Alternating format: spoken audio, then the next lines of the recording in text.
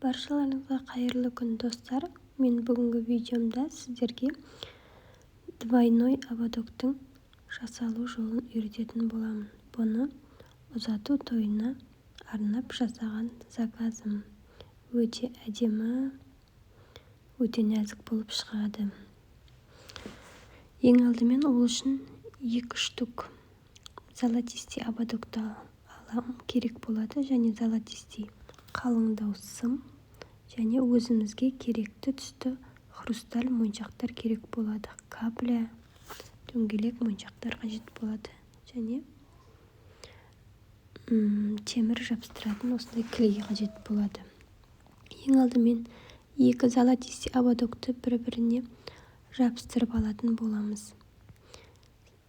Егер золотистый ободок болмаса, оны золотистый лентамен қаптап алсаңыздар болады.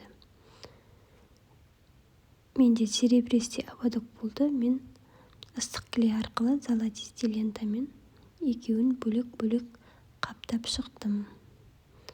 Енді екеуін осы видеода көрсетілгендей етіп, бір-біріне ыстық клей арқылы осылай арасын ашып клейлейтін боламыз. Жақсылап кепкенін күтеміз. Міне осылай кепті.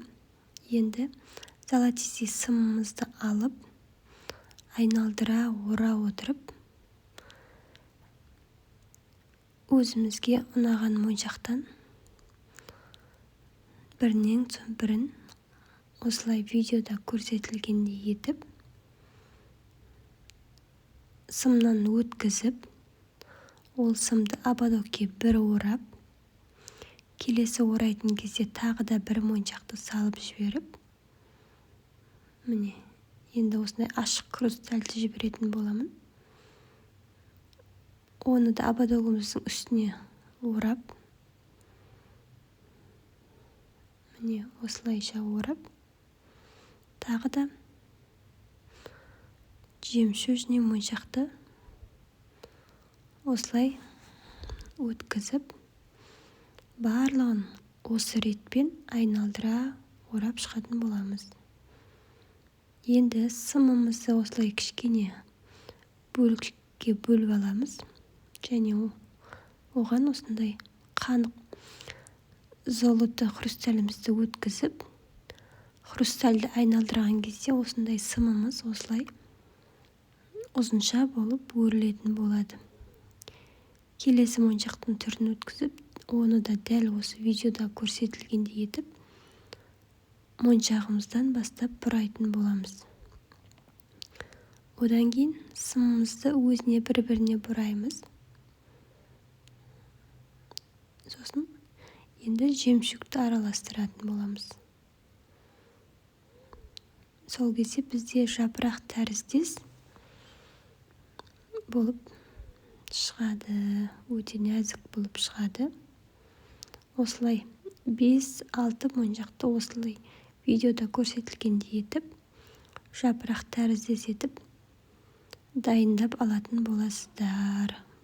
Барлығы 20 штуктай жапырақ тәріздес кетті.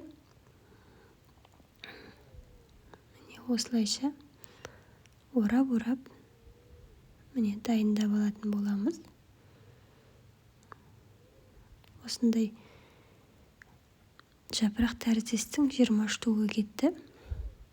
Енді осыны бағанағы ободогымызге әр жеріне әдемі қылып орналастыратын боламыз. Осындай плоскоглупцийдің көмегімен моншақтың арасынан батырыңқырап өткізіп, мықты қылып тартып қатыратын боласыздар.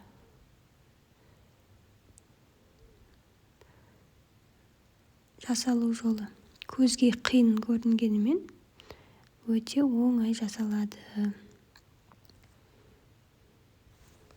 Сол кезде бізде осындай өте әдемі, ерекше двойной ободок пайда болды. Кез келген прическаға арнап таға берсеңіздер, өте әдемі көрінетін болады. Видео ұнаса, лайк басып, комментарий жазып, каналыма тіркеліп қоюды ұмытпаңыздар.